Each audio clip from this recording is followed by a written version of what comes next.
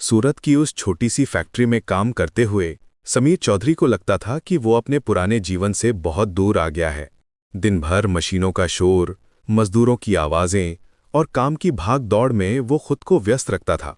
लेकिन जैसे ही रात होती, जब वो अपने छोटे से कमरे में अकेला होता, तो एक अजीब सा सन्नाटा उसे घेरने लगता था। ये सिर्फ आवाज का ना होना नहीं था, ये कुछ और था। पहली बार जब उसने इस सन्नाटे को महसूस किया था, तो उसने सोचा था कि शायद ये शहर बदलने का असर है। पर धीरे धीरे उसे एहसास हुआ कि ये सन्नाटा उसके साथ चला आया था। रातों में जब वो सोने की कोशिश करता, तो उसका दिमाग शांत नहीं होता था। पुरानी यादें, डर और एक अजीब सी बेचैनी उसे जगाए रखती थी।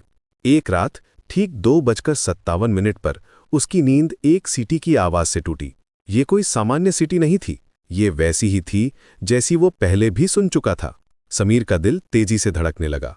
वो जानता था कि ये आवाज उसके लिए ही थी। अगली सुबह फैक्ट्री में एक नई मशीन आई। कोई नहीं जानता था कि ये कहाँ से आई है या इसका नाम क्या है, लेकिन जैसे ही समीर उसके पास गया, उसे एक जानी पहचानी तेल की गंध आई। ये गंध उसे अपने पुराने जीवन की याद दिला गई, जिससे वो भागकर यहाँ आया था। उसके हाथ कांपने लगे और पसीना छूटने लगा। उसी दिन शाम को जब वो घर जा रहा था, एक अजनबी औरत उसके पास आई। उसकी आंखों में एक अजीब सा डर था। उसने समीर से कहा कि आप यहां फिर नहीं होने चाहिए थे।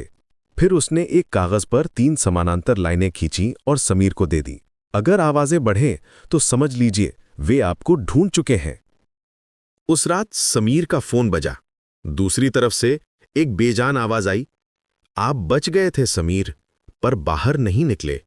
फोन कट गया और समीर को लगा जैसे उसके चारों तरफ की हवा भी रुक गई हो। अगली रात बिजली चली गई। अंधेरे में समीर को लगा जैसे दीवारें उसकी तरफ आ रही हैं। सन्नाटा इतना गहरा था कि वो अपनी सांस की आवाज भी सुन सकता था। अचानक वही सीटी की आवाज शुरू हुई, लेकिन इस बार ये इतनी तेज थी कि उसके कान फटने लगे। डर के मारे समीर अपना सामान छोड़कर भाग गया, लेकिन जैसे ही वो बाहर निकला, सब कुछ रुक गया। बारिश रुक गई, लोगों की आवाजें रुक गईं, यहां तक कि हवा भी रुक गई। अगली सुबह जब वो फैक्ट्री गया, तो वो नई मशीन गायब थी।